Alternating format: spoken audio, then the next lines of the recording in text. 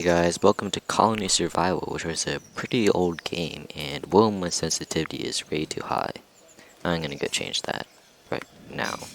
And now with the sensitivity problem out of the way, we can start with the video. So Colony Survival is like your basic block mining game.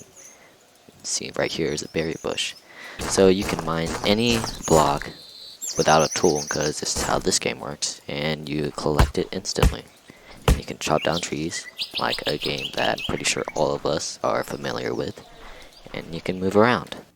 So in colony survival, you want to make your colony on a flat area, which right now I'm on a beach and it's pretty flat. But if I turn around, over here there is a big forest that is pretty much level. So if I took out the trees, I can make my colony there very easily. So some slight deforestation later, this is the beach where we started. If I turn around, there are no more trees. So now, I think we can start building our colony. So before we build the foundation of our colony, we have to make sure that it is well protected. So, like in Minecraft, zombies cannot go up 2 blocks high. Like this, they cannot jump over that. They can only jump 1 block high. So another way to protect our colony is to build 2 blocks down. Zombies cannot cross that. If you just dug 1 block down, they could cross it, but since you dug 2 blocks down, they cannot. So both of those are options to protect our colony. So the only problem with having a 2 block high gap is that you cannot jump straight over it. You have to place 1 block and jump up to jump over. But the trench, you can just jump straight over without any problem, and then you can just jump straight back. So based on those facts, I'm just going to dig a big trench around my base. So some trench digging later, we now have a perimeter. So this whole perimeter is 2 blocks deep, so zombies cannot cross it, and it's almost perfect. Well, it would be perfect, but there is one thing that we had to do. There's a rule in this game where zombies have to be able to get into your base, so having a trench all around would not work. There has to be an entrance at least somewhere. No matter how big or how small, there has to be one. So if you place that grass block right there, you can cross it, and so can the zombies, and that will be a working base. But that's too short of an entrance for me to be safe, at least. So what we can do is make a very long pathway that just swirls around, and that will protect our colony. Another good old trench dig later, we now have a big swirling pathway. So when zombies walk across, they're pretty slow, so they'll have to walk all the way through that pathway to be able to get to me, or to any of the colonists. So our base is pretty protected, and I'd say we can start building our base. So now that we have our trench protecting our colony, we can go ahead and start our colony. So I can name it whatever I want. I plan to have several, so I'm just going to put a number next to it, and I can create it. So the green area is where zombies can't spawn, and the reddish area is where zombies can spawn. So as you can see, I did not build my trench out the best way I could have, but it will still work, so I think we can go start building our base. So some building later, we have a base. So this base is where the colonists will be held, and it's simple but effective. Now I don't really need a base for the colonists, but it's just to make things simpler and look better. So I might be wondering where I got all that stone from. Well, when you place down your banner, you get the starter kit, which gives you all the resources you need to start off your colony. So, because of safety purposes, I'm going to start it off in the morning, just so that zombies won't spawn when I start off my colony. So yeah, I'll see you then.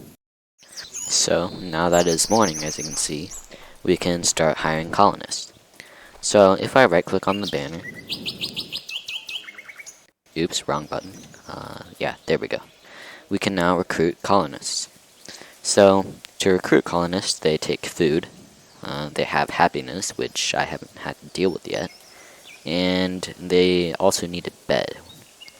So, to place beds, which we're going to place in our house, of course, we need to have straw, copper nails, and wood, I believe. So currently, I can make 8. So let's go ahead and place those 8 down. So as you can see, we now have 8 beds, and they can be placed side by side because it doesn't matter how they're placed, they will still operate correctly. And now we can hire our colonists. So now we can go ahead and right click our banner again, and we can go ahead and hire 8 colonists. So once we hire all of them, you can see them right there. They're just really simple, and they are right now idle. So to keep them from being idle, we can get them jobs with this thing, and we can make them a ton of things like berry farmers or tree farmers, and a lot of things that we will unlock later. So basically, we select an area that we want the colonists to work in, and we can just place them down. Don't know why it's not working. Let me go ahead and fix it. There we go. So as you can see, when it has a job, it'll be outlined with blue, and as you can see, that guy is not working. I'm gonna go ahead and place 3 of these berry farmers, which should be enough to supply 8 people. And now we have to deal with our defenses. So we have our whole Swilly maze, and now we just need to defend it. Now the point of the Swilly maze is to delay the zombies as long as possible while still allowing our soldiers to shoot them. Now our soldiers only have slingshots and slingshot pellets at the moment to defend the colony with. We can upgrade them later, but we aren't there yet, and we will only ever need 2 of them. We can have 1 at daytime and 1 at nighttime, so that the nighttime guard can kill them when they spawn in, and the daytime guard can kill the zombies and stragglers that haven't been killed yet and are still walking to the colony. As you can see, our daytime guard is now here. The nighttime guard is still asleep, but the daytime guard should be able to kill any zombie that comes through. And since we have guards, we should be safe to work on other things. Since we have both food and defenses finished, I can go ahead and focus on other things. Right now I can place a forester, which will plant trees and cut them down, and it will not fit here, so I'm going to place it on the other side. So now we have a forester. So the forester will plant trees and cut them down automatically. And like all the other colonists, will place their stuff in that crate right there. So I can go ahead and give him his own crate. So there we go, and he now has a crate. So as you can see, it's nighttime, and all the colonist workers are asleep, except for the guards, which stay up. And over here is a zombie. Ooh, really spooky. Anyway, it's really slow, and we should be able to deal with it with no problem at all. I'll go ahead and show you when one starts to get killed. Look, he's killing right now. Okay, so it turns out it takes 2 shots from the slingshot to kill a zombie.